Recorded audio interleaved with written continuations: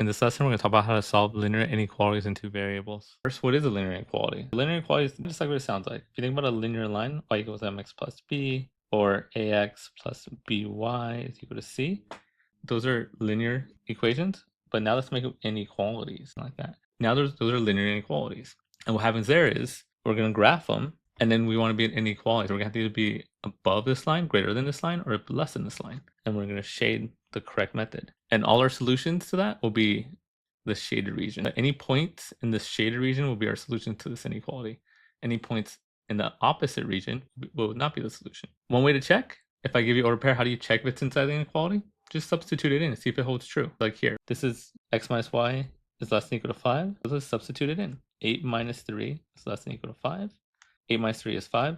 5 equals 5. That's true, because you'd be less than or equal to 5. So this is inside. 8, 3 is the solution. We go on to this next one here. 6 is x, y is 2. We're going to substitute it in. This is 0.5 or 1/2 times 2 minus 1/2 times 6 is greater than 3.5. Lots of decimals in this one. 1.5 sitting is 1/2. 1/2 times 2, they cancel out, you get 1. 1/2 times 6 is 3, and that's greater than 3.5. 1 minus 3 is -2, and this is not true. -2 is not greater than 3.5. No, this is not a solution. It didn't make this thing a true statement. It has to make it a true statement. Here's my x, here's my y. Substitute it in, I get 2/5 times 1 plus 2 is greater than or equal to 2. So I get 2/5 plus 2 is greater than or equal to 2. Well, 2/5 plus 2 is just like 2.4. And that is greater than 2. Again, you don't have to be exactly the same. It has to be true. 2.4 is greater than 2. This is all true. This is a solution. That's the easiest way to tell if a point is in the solution. Just substitute it in, see if it holds true. Now let's talk about how we graph these inequalities. So let's find the steps. First, we're going to graph the boundary line. That means we're going to graph our equation. Use it slope-intercept form. Second, we're going to decide if the boundary line is part of the solution. That means when we graph our line, is it going to be solid or dash? Let's talk about the line here. So if the line is less than or equal to, greater than or equal to, the equal to part is the important part. If it's equal to, then it's made a closed circle, or for here, a solid line. If it's just greater than or less than, not equal to, then it's an open circle, or for us, a dashed line. Remember when we did the number lines? Equal to was a closed circle. In this case, it'll be a solid line. Less than, greater than didn't have the equal to sign, so it was just an open circle because you couldn't be the number. In that case, we'll show a dashed line. After we do that, then we have to decide how we shade. We can either shade above the line or below the line. How do we decide? There's two ways. One way, you pick a point anywhere on the graph, and if it works, if it's a true solution, then you shade. If it doesn't work, you shade the opposite. That's one way to do it. The other way to do it is you can do it this way. Shading, we have less than, we have greater than. Equal to doesn't really matter here. It'll be the same. If I say you're less than a line, because that's what we're talking about, the line, then I would expect you shade below it. You're less than, you're below the line.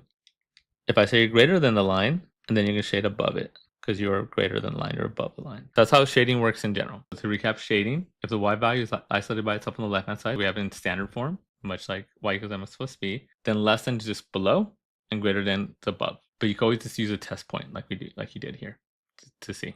And again, if it works, then you shade that area where the test point came from. If it doesn't work, you shade the opposite area. Okay, with all that in mind, let's do a couple examples because it's a lot easier than I probably just made it sound. But first, let's do this one right here. It's already in standard form, so that's good. Next, let's see if we're going to do a solid line or dash line. See how there's no equal to sign? It's going to be a dash line. And this is less than. Always think with less than, it looks like you spell less. So it's less than, we're going to shade below. The dash line, we're going to shade below. Other than that, let's just graph it. So my y-intercept is -3. So we're going to start at -3. Our slope for m is 1, coefficient of x. The number from the x is 1. So we're going to go up 1, right 1, 1, right 1, up 1, right 1. Now, in this case, again, we do not have a solid line. So it's going to be dash. We're just going to do a dash line through these points.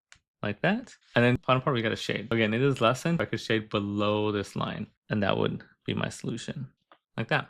Next one, it is a solid line. This should be solid. And it's greater than. That's going to be above. We're greater than the line, so we're going to be above the line this time. And then let's graph it. Our y-intercept is 3. We'll start at 3. Our slope is -2/3. We're going to go down 2 and right 3 from this point. Down 2, right 3, right there. This one's a solid line. Let's make this solid. And then we're going to shade above it like that. So that's the whole idea. Now, sometimes we don't give it to you in slope-intercept form. You got to put it in slope-intercept form. So if I'm going to graph this one, you could do x-y-intercept if you want. But the general easiest way is let's put this into slope-intercept form.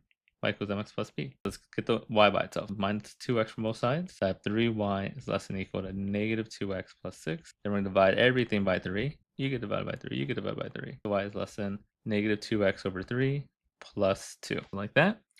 Now we can graph it. Our slope is -2/3. We're going to go down 2 and right 3 right there. this is a solid line. You see the equal to sign, solid, and then it's less than, I'm going to shade below. Solid line, and then we're going to shade below. Now, let's do a test point. We haven't actually done a test point yet. Let's do a practice test point. Let's pick a point like here. That's the point 3, 2. Let's talk about how test points work. I'm plugging 3, 2 into this. 3 is my x, 2 is my y. I get 2 is less than negative 2/3 times 3 plus 2. 3's cancel out. I get 2 is less than negative 2 plus 2, which is 2 is less than 0. That's not a true statement. That's false. So that means I don't want to shade where I put my point from. I pick my point from the top here. I don't want to shade that. I'm going to shade the opposite. Like that. Which falls in line with the fact that it's less than. It should be below. That's how a test point works. If I would have picked a point on this side, it would have been a true statement, and I just shade that area. Okay, let's do this one real quick. The same idea. I got to get the y by itself. If we want to graph by using slope-intercept form, minus 2x from both sides. I get negative 5y is less than negative 2x minus 10. I divide everything by negative 5. Key thing here. Do you remember what happens when you divide by negative inequality? I'll take care of all this first. 2x over 5. 2 negatives make a positive, and over here 2 negatives make a positive.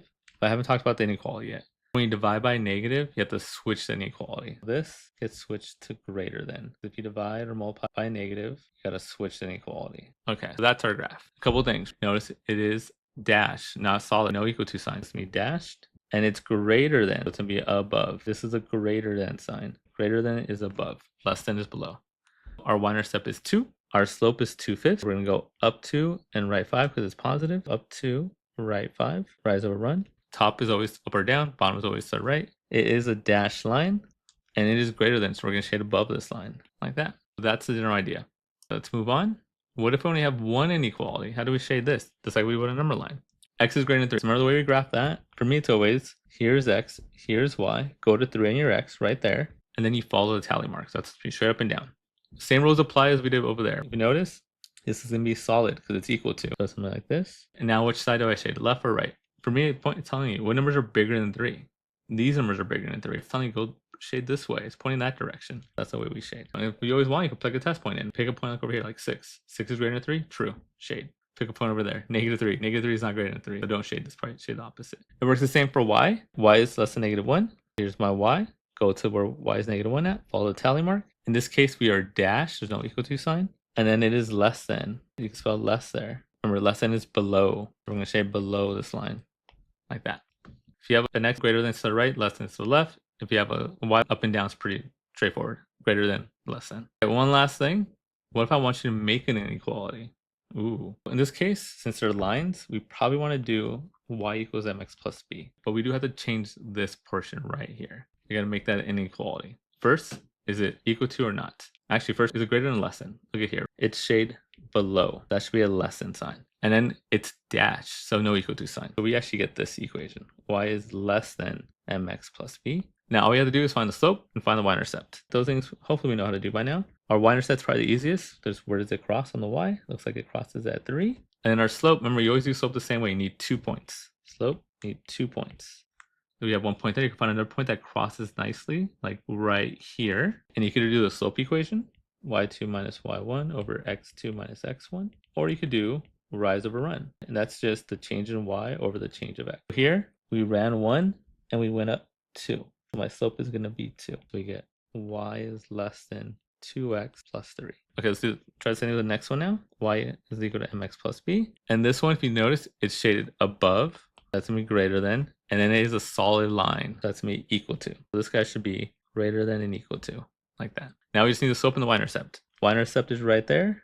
Looks like -1. Slope, let's find 2 points. You always need at least 2 points for slope. So I would say this one right there crosses nicely. And let's do this one right here. And those two look nice. Right in the corner. We're going to go, remember you have to go left to right. This way.